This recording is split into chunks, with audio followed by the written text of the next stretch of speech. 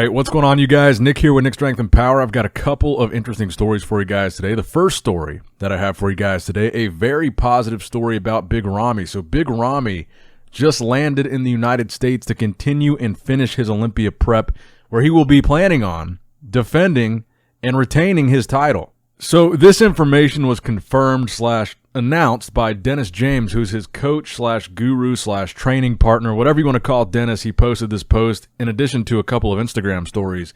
He says the champ arrived late last night and it's back to business now. And then he goes on to show some Instagram stories of Big Ramy doing cardio, doing the Stairmaster immediately upon his arrival to the United States. Now, why is this important, or why is this big news? Because I think really this impacts a lot more than you would think.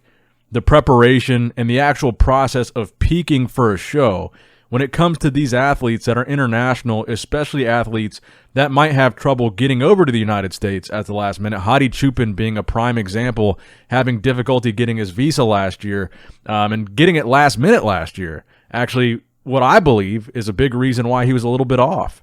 That last minute stress and uncertainty where they don't know whether or not they're even going to get here, I think can certainly change by a pretty significant percentage the conditioning that they have on stage. It can make them look off. The stress can make them retain water.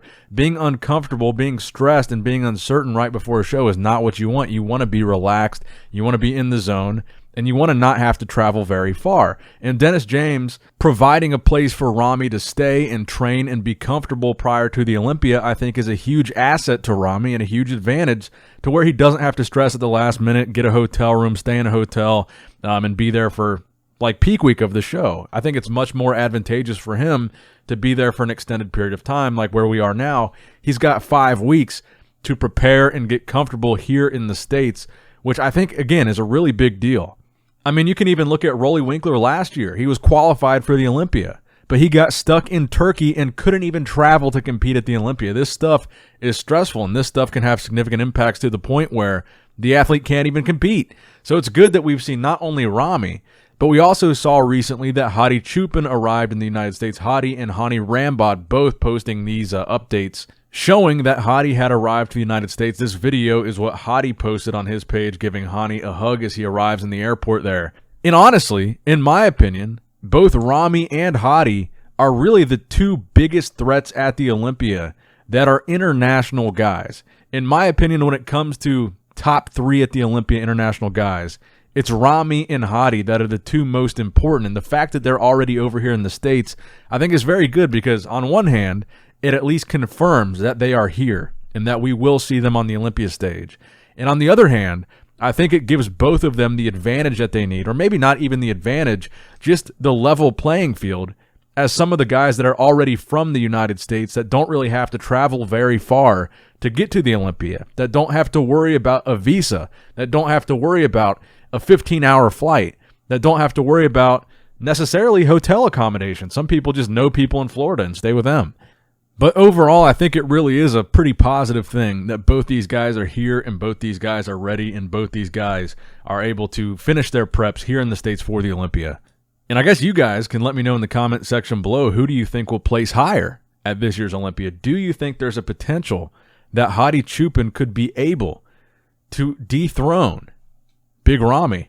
I think Hadi looked his best in 2019. I think he looked pretty comparable to that in 2020. But I think this year, this is the longest amount of time that Hadi has had in the States for the end of his Olympia prep to actually be with his coach, to be here in the States and be comfortable. Could that give him the edge he needs to finally win the title? All right, so the next story that I've got for you guys today, I want to switch back over to Classic Physique, talk a little bit more about Terrence Ruffin, Ruff Diesel, who was the runner-up at last year's Olympia. We've talked about him in the past couple of videos, his training videos with Chris Bumstead, his recent physique updates, his posing videos with Chris Bumstead, all that good stuff. So recently he posted physique updates. More importantly, these are physique updates from 5 weeks out and 3 weeks out specifically. So from the Arnold Classic 3, from the Olympia 5.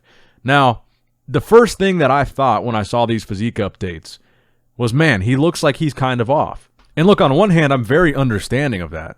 His coach and friend, John Meadows, just passed away. He recently had surgery too, I believe. So you could certainly give him a little bit of leeway on conditioning. But I just wanted to compare from roughly the same point last year. So this picture was from about 4 to 5 weeks out from last year's Olympia. So this is the picture on the right, the picture where he appears noticeably more conditioned. The picture on the right is from 5 weeks out of the 2020 Mr. Olympia. The picture on the left-hand side of the screen is from this year, 5 weeks out from this year's Olympia. And keep in mind, 3 weeks out from the Arnold Classic Physique competition. So he is actually closer to stepping on stage in the picture on the left than he was in the prep from the picture on the right in 2020. And I just wanted to kind of illustrate my point here because I wasn't trying to pick on Terrence in the last video. I wasn't trying to hate on Terrence in the last video. But to me, seeing these updates, which are important updates, Terrence is the runner-up at the Olympia in Classic Physique. He is the main challenger right now to Chris Bumstead. So seeing those updates, the first thing that I thought was, man, he looks off.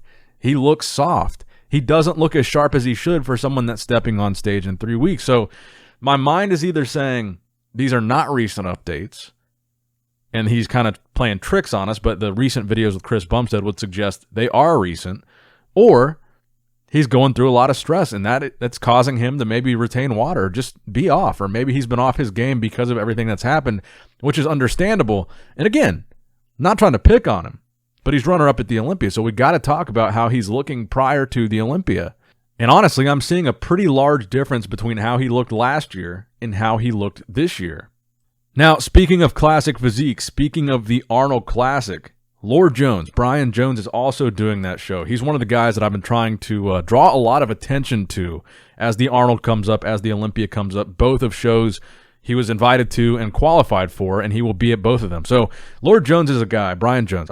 I hate when I accidentally say Lord Jones. It's so corny. It sounds so corny saying that.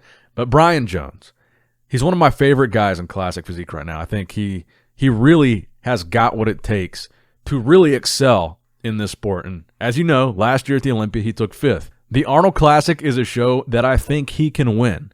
And I think if he does win, that's going to give him insane momentum going into the Olympia. Now, Terrence is in the Arnold Classic. Alex Cambronero is in the Arnold Classic. These two, on paper, should be the two favorites to win the show. Alex is the returning champion. Terrence is runner-up at the Olympia, so he's the highest placing Olympian in this lineup. But my dark horse pick for the Arnold Classic would be Brian Jones. The guy's an incredible classic competitor, and I still feel like he's being slept on in that division. And I think it's only a matter of time before he starts really, really making a statement in this division. Now, one guy that might not like that prediction of Brian Jones being the dark horse, and this is another guy that I think could be a dark horse to win, Logan Franklin. Logan Franklin gave me his Arnold Classic prediction, and he says he's going to win the Arnold. Now, honestly, Logan is another guy I could see winning that show. I would have no problem with Logan winning that show. And like I've said before, some of the updates that we've seen from Logan, his conditioning is very good. I think his conditioning was very good at the Texas Pro, where he took 2nd as well. But Logan looks fantastic. He's got a great structure, great classic physique. I've said all that a million times. But he brought the conditioning in Texas. He has the conditioning in the updates that we've seen, even compared to some of these top guys like Terrence Ruffin. So right now for the Arnold, the guys that I'm kind of looking at in that top call-out are going to be Logan, Brian, Alex Cambronero, Terrence Ruffin, and Danny Yunin, I think, will probably be in there as well. Now, let's switch gears a little bit and talk about Phil Heath, who recently made a guest speaking appearance at Patrick Bet-David's The Vault. I guess it was just a conference, a business conference, kind of like a TED Talk type of situation. Now, several people that were actually there in attendance at this talk messaged me and said the general tone of Phil Heath and what he was saying was that he wasn't going to be competing this year. In the Olympia, that is. And generally, I think that's the most likely situation for this year because, I don't know, it seems like Phil's been pretty quiet, and if I were Phil, I would have announced it by now that I'm doing the Olympia. We're about a month away. One of the big perks of competing in the Olympia is if you have a business, or if you have companies, or if you have sponsorships, or if you have a documentary you're working on. Your Olympia prep is your publicity for your products, for your clothing line, for all that stuff. So when you're preparing for the Olympia, there's more eyeballs on you, your brand, and your products. So you kind of want to make a big deal about it. You kind of want people to at least know you're prepping, because that's going to make all your other businesses go up. So I would think by now, if Phil were doing this year's Olympia, he would have said something, or he would have made an announcement. I know people like to make the argument that Dorian Yates back in the 90s, he kind of went silent. He went radio silent during the offseason. He didn't really do interviews. He didn't really travel. You didn't see anything from Dorian when he wasn't competing, and that made him have this little extra bit of mystique.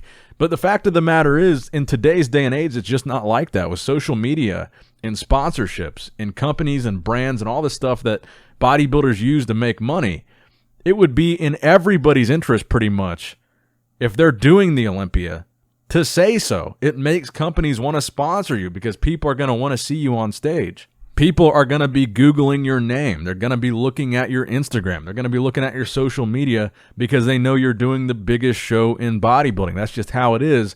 So financially, it would make the most sense for people to announce that they were doing the Olympia. And at a month away, you would think you'd want to maximize it a little bit more than that. So my theory right now is that we won't see Phil on this year's Mr. Olympia stage. But I don't think he's done, and I do think we will see him again on stage. We just don't know when, and we don't know where. Now, next up in the news, Antoine Vaillant. Looks like he's going to be making his comeback, posting this physique update that he's 39 weeks out, 286 pounds, after that injury, that brutal bicep tear that he had. He's been out of commission for a little while. So 39 weeks out, nearly 300 pounds. And he responded to my comment in the comment section saying the next show that he's looking at will be Toronto and any other shows around that time. Obviously, this is referring to 2022. But this is a comeback that I'm excited to see. Antoine was doing very well. He was improving his placings. He was winning shows. And then he had that injury. He had a lot of positive upward momentum up until that injury. So I'm hoping that he's able to overcome that. And when he does make his comeback, he's able to continue that positive upward momentum and continue to do well. Antoine seems like a really good guy, and I like to see him succeed. And the final story that I have for you guys today, another physique update from Sergio Oliva Jr. Again, presumably a recent update posted on his story today during his preparations for the Arnold Classic 2021. So that's going to wrap it up for the video today, guys. I hope you did, in fact, enjoy it. Please give it a thumbs up if you did enjoy it. It really helps out a lot. It's free. It's easy. Just click that like button. If you have not subscribed, hit that subscribe button. That also helps out a lot.